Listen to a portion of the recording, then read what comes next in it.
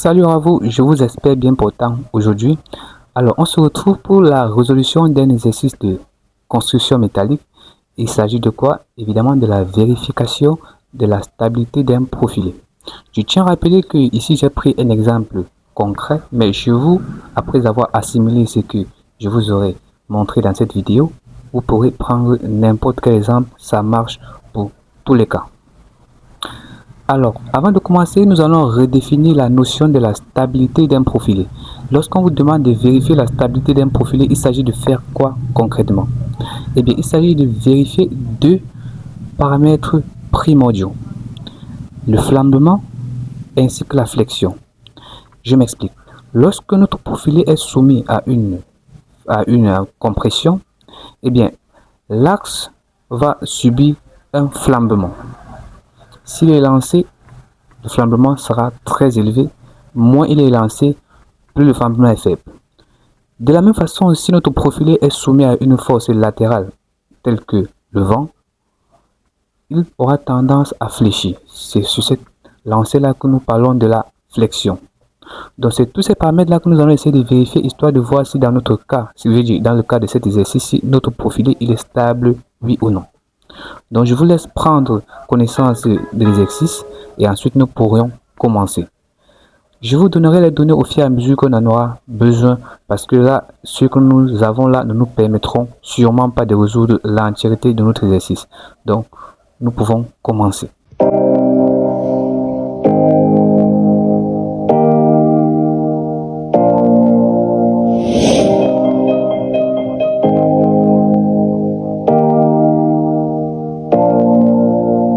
Avant de commencer l'exercice, nous allons d'abord voir la condition qui doit être vérifiée pour que le poteau soit considéré comme étant stable.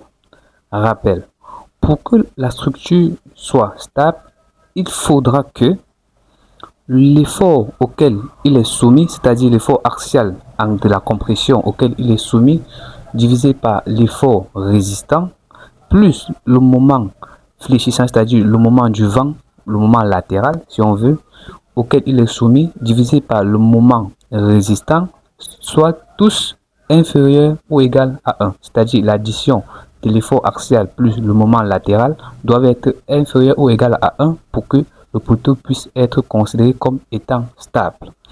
Nous revenons à notre exercice et donc à l'étape 1.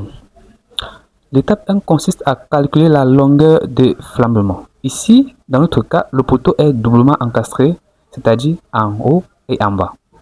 Donc, le coefficient de flambement K sera donc égal à 0,5.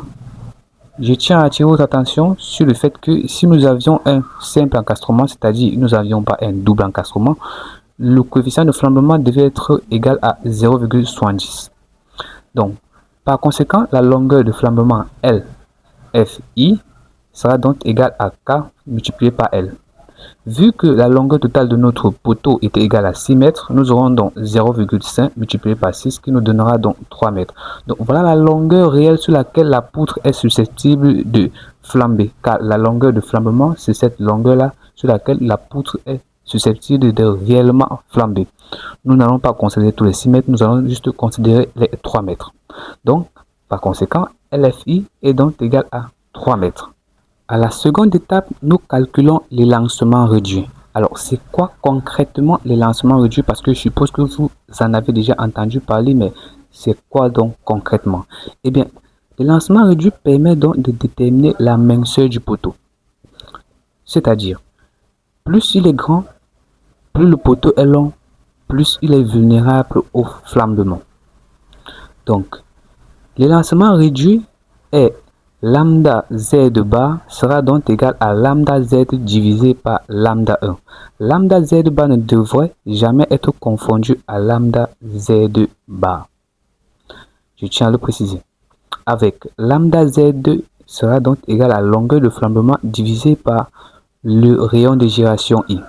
Alors évidemment, le rayon de gyration vous sera toujours donné avec deux valeurs distinctes.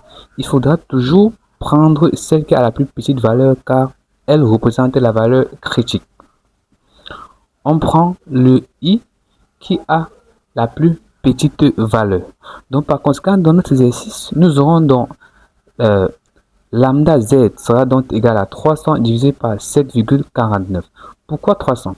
300, eh bien parce que la longueur de flambement que nous avions était 3 mètres. Or, ici nous avons un rayon de gyration qui est donné en centimètres, donc nous devons absolument convertir ces 3 mètres en centimètres, ce qui nous donnera donc 300 centimètres. Et donc, si vous effectuez cette opération, vous trouverez lambda Z est donc égal à 40,05. Lambda 1, quant à lui, sera donc égal à pi multiplié par racine carrée de E divisé par 335. E représente le module de Young qui est de 210 000 divisé par 235. Le tout multiplié par pi sera donc égal à lambda 1 qui donnera 93,9.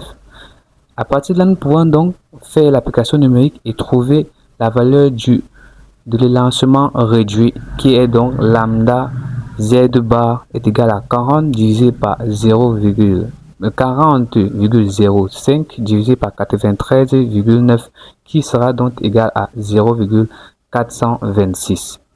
Qui est l'une des plus cruciales, calcul de flambement et facteur X. Nous pouvons encore l'appeler calcul du facteur de réduction X. Il est donné par la formule XZ. XZ, pourquoi? Parce que ici nous calculons suivant l'axe ZZ qui est l'axe le plus faible. XZ est égal à 1 divisé par phi plus racine carrée de phi Z au carré moins l'élancement réduit que nous avons vu précédemment et nous avons vu comment le calculer. Au carré évidemment. Phi Z est donc égal à 0,5 facteur de 1 plus alpha facteur de phi Z, je veux dire facteur de lambda Z bar, pardon, il y a la barre là, j'ai juste oublié, moins 0,2 plus lambda Z bar au carré. Pour un HEA 320, acier Fe 360, lorsqu'on détermine les éléments suivant l'axe ZZ, comme nous sommes en train de le faire actuellement, alpha est égal à 0,34. Ne vous inquiétez pas si la valeur d'alpha ne vous est pas donnée, je vais vous montrer dans une prochaine vidéo comment la déterminer. Mais le plus souvent, il est donné. Et dans cet exercice-ci, nous avons eu la valeur d'alpha. Phi sera donc égal à, en application numérique, vu que nous avons déjà l'entièreté de nos données, nous faisons donc l'application numérique, nous trouvons phi Z est égal à 0,629. Cela implique donc que X, qui est le facteur de réduction, sera donc égal à 0,915. À l'étape 4, nous avons la résistance plastique de la section en compression notée NPL-RD. Alors, c'est quoi concrètement la résistance de la section en compression? Il s'agit ici de la résistance réelle du poteau en ne tenant pas compte du flambement, c'est-à-dire l'effort réel à laquelle le poteau peut résister sans flamber, sans qu'il risque de flambement, donc l'effort maximal que peut supporter le poteau. Il est calculé par la formule NPL-RD est égal à l'air du poteau multiplié par la résistance de ce poteau-là, divisé par gamma M0, que est le coefficient donné que vous voyez affiché là. Nous avons donc l'air qui est de 124,4 que j'ai multiplié par 100, évidemment pour le convertir en millimètres carrés, vu qu'il a été donné en centimètres carrés, mais vu que nous avions la résistance FY qui était de 235 mégapascal et nous savons que 1 mégapascal est égal à 1 newton par millimètre carré et donc l'ensemble je les ai convertis et comme résultat nous trouvons en newton et nous divisons par 1000 histoire de trouver la valeur en kilonewton et donc la valeur finale de NPL-RD est de 2657,636 kN. Étape 5, la résistance au flambement latéral notée NBRD. Déjà, vous pouvez remarquer la différence au niveau des notations. NBRD, à son tour, comme vous pouvez le constater, est le coefficient de réduction multiplié par l'air, multiplié par la résistance, divisé par gamma M1. Toujours est-il que dans l'énoncé, nous avons dit que gamma M1 était égal à gamma M0, qui sont tous les coefficients qui ont la même valeur dans ce cas-ci.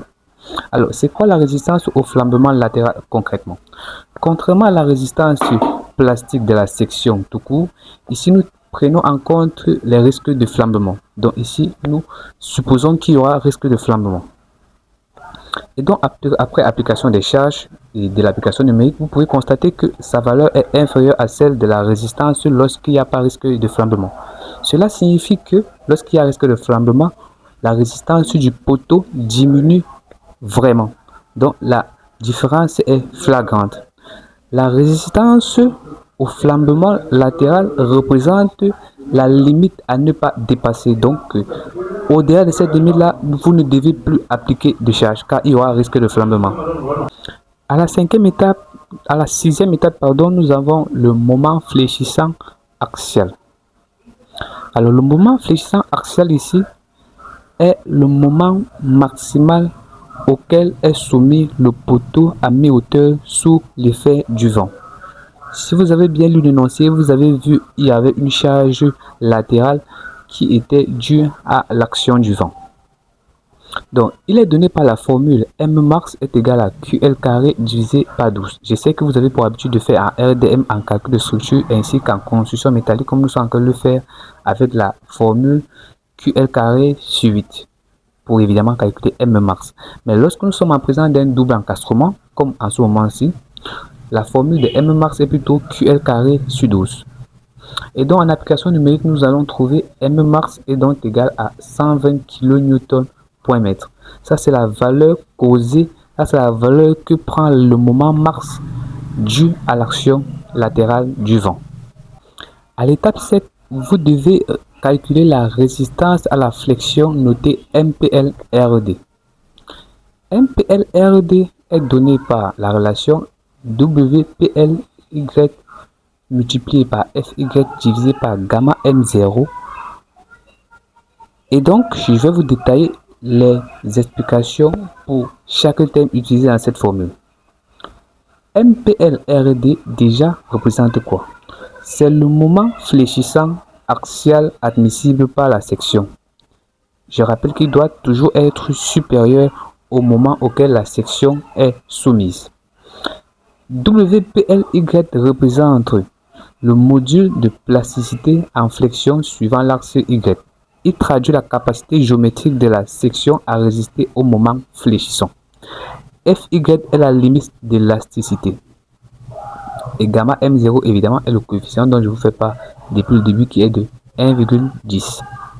Et donc, si nous faisons l'application numérique grâce aux différentes données qui nous ont été fournies par l'exercice, nous allons trouver MPL-RD est égal à 347,8 kN point mètre.